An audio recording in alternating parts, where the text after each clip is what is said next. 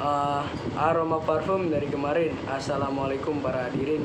Kami dari kelompok 3 akan membahas tentang nenek moyang bangsa Indonesia yang terdiri dari Nabil Makarim, Muhammad Bahtiar Fawas, Muhammad Fahri Maulana Salim, Putri Najla, Putri Mahrul, dan Lutfia Ramadhani. Dari kelompok 3 kami akan membahas nenek moyang bangsa Indonesia.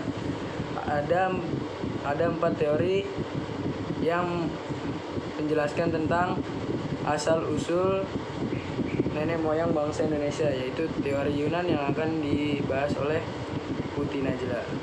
Menurut teori Yunan, nenek moyang bangsa Indonesia berasal dari Yunan Kuno. Teori ini didukung dengan temuan sebuah kapak tua di Nusantara dan pasalnya memiliki kesamaan dengan kapak yang ada di Asia Tengah.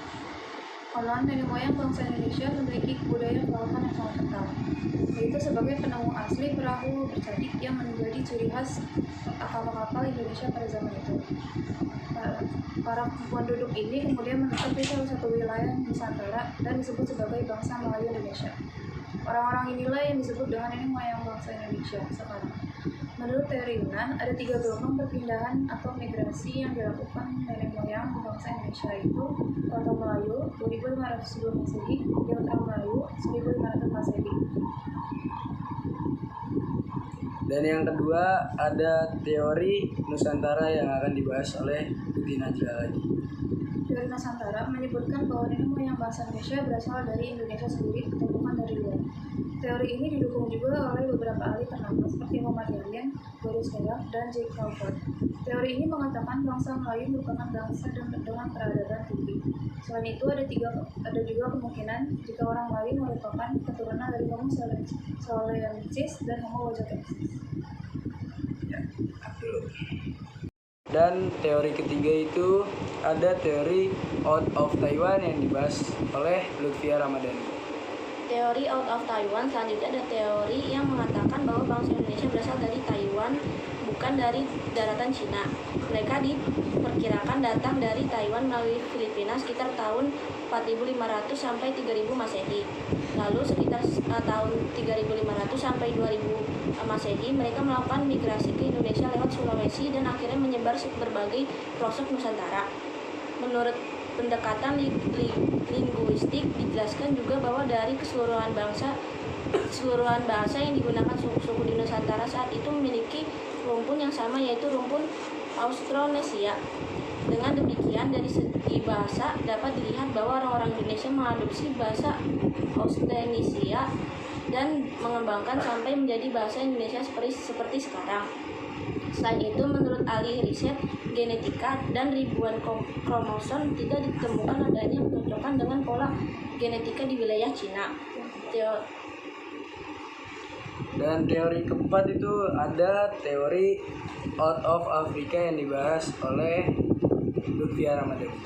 Teori Out Africa mengemukakan bahwa nenek moyang bangsa Indonesia berasal dari Afrika. Teori ini menyatakan salah satu jenis manusia purba yaitu Homo sapiens dan spesies manusia modern yang merupakan nenek moyang kita. Homo sapiens diperkirakan muncul sejak 120.000 tahun yang lalu ketika bumi sedang mengalami lonjakan populasi manusia. Kemudian mereka menyebar ke seluruh dunia antara tahun 200.000 hingga 100.000 tahun yang lalu. Akan tetapi ada juga seorang ilmuwan menyatakan bahwa tidak ada bukti yang menunjukkan bahwa gen manusia modern bercampur dengan gen spesies manusia purba. 3.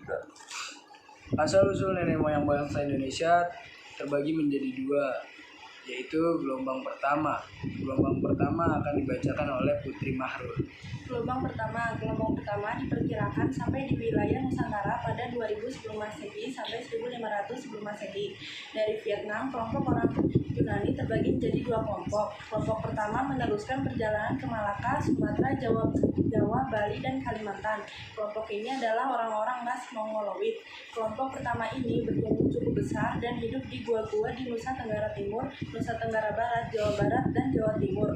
Sebagian kecil ras ini yang tinggal di Nusa Tenggara bertemu dengan ras Austro-Melanozoid dan menghasilkan keturunan yang sekarang mendiami Nusa Tenggara Barat dan Nusa Tenggara Timur. Sedangkan kelompok kedua melanjutkan ke Laut Cina Selatan, Filipina, Sulawesi, Maluku, dan Irian Papua. Kelompok kedua adalah orang-orang ras Austro-Melanosoid. Ya, dan yang gelombang kedua akan dibahas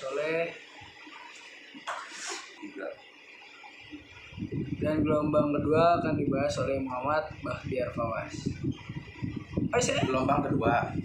Gelombang kedua nenek moyang Indonesia datang sekitar tahun 500 sebelum Masehi. Kali ini yang datang hanya orang-orang Austronesia atau Mongoloid. Mereka bergerak dari Tonkin dan menyebar di wilayah Nusantara mulai dari Indonesia bagian barat. Gelombang kedua ini banyak menetap di Sumatera, Jawa, Madura, Bali, Kalimantan Barat, Kalimantan Selatan, dan sekitarnya. Oleh karena itulah, Indonesia bagian barat saat ini paling banyak DNA dari Cina atau Asia Timur yang merupakan asal dari ras Mongoloid. Sedangkan ras Mongoloid di Nusa Tenggara hanya ada sedikit sekali di Indonesia bagian timur. Berdasarkan pemaparan di atas, kita mengetahui bahwa rumpun orang-orang Austronesia terdiri atas dua subspesies atau ras, yaitu ras Mongoloid dan ras Austro-Melanosoid. Orang-orang ini merupakan orang yang sebelumnya mendiami Yunan atau Tonkin.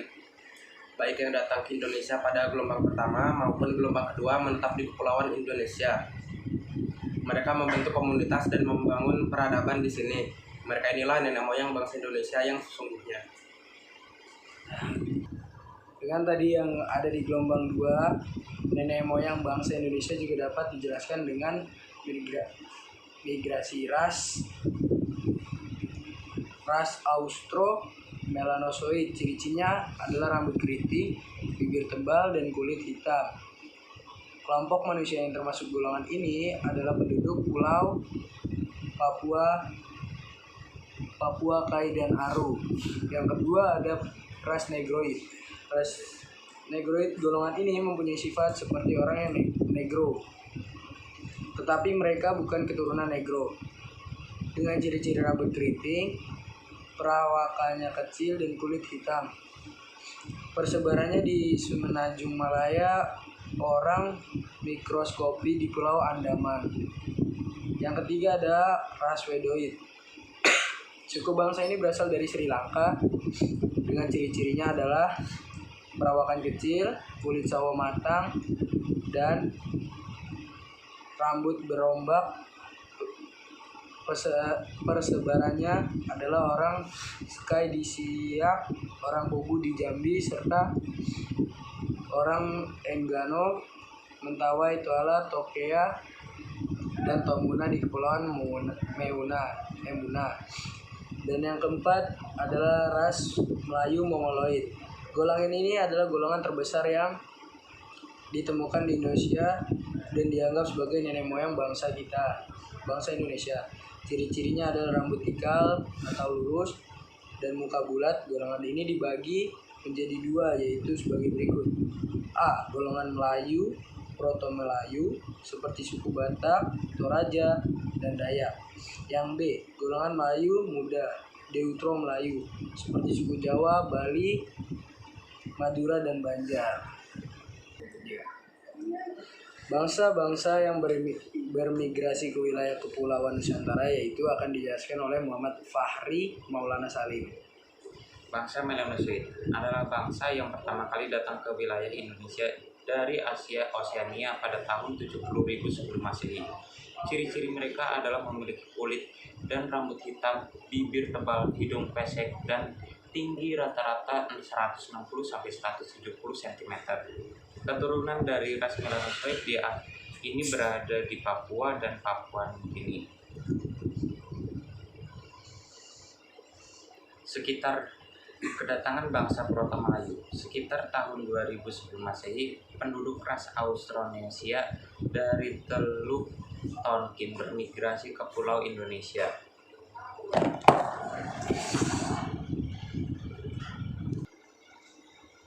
Kedatangan bangsa Proto-Melayu.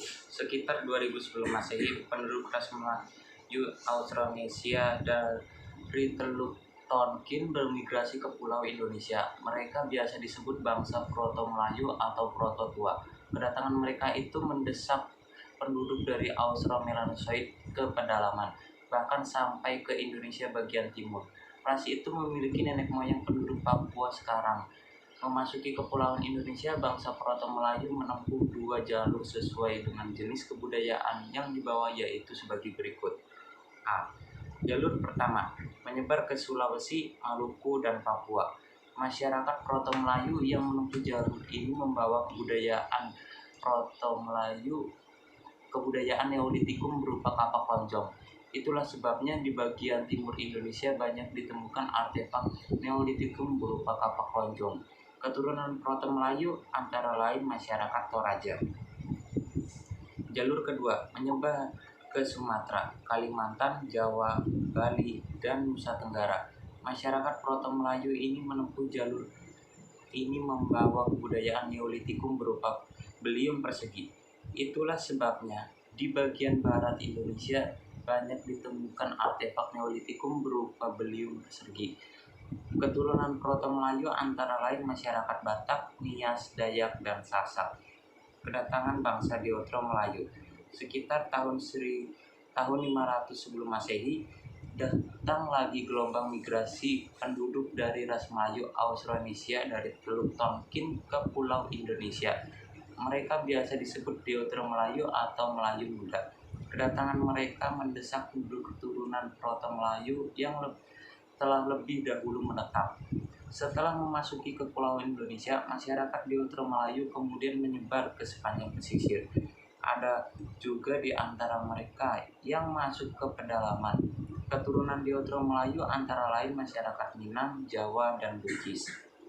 Masyarakat Deutero Melayu membawa perunggu yang dikenal sebagai sebutan kebudayaan Dongson. Dongson adalah nama tempat di Teluk Tonkin, tempat asal kebudayaan perunggu di Asia Tenggara. Artefak perunggu yang ditemukan di Indonesia hampir sama dengan artefak perunggu dari Dongson. Sekian yang dari tadi dibahas oleh kelompok 3. Saya mengambil kesimpulannya.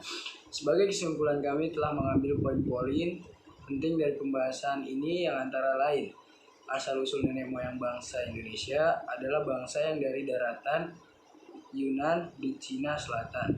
Nenek moyang bangsa Indonesia dan nenek moyang bangsa lainnya di Asia Selatan berasal dari satu sumber, yaitu bangsa Austronesia.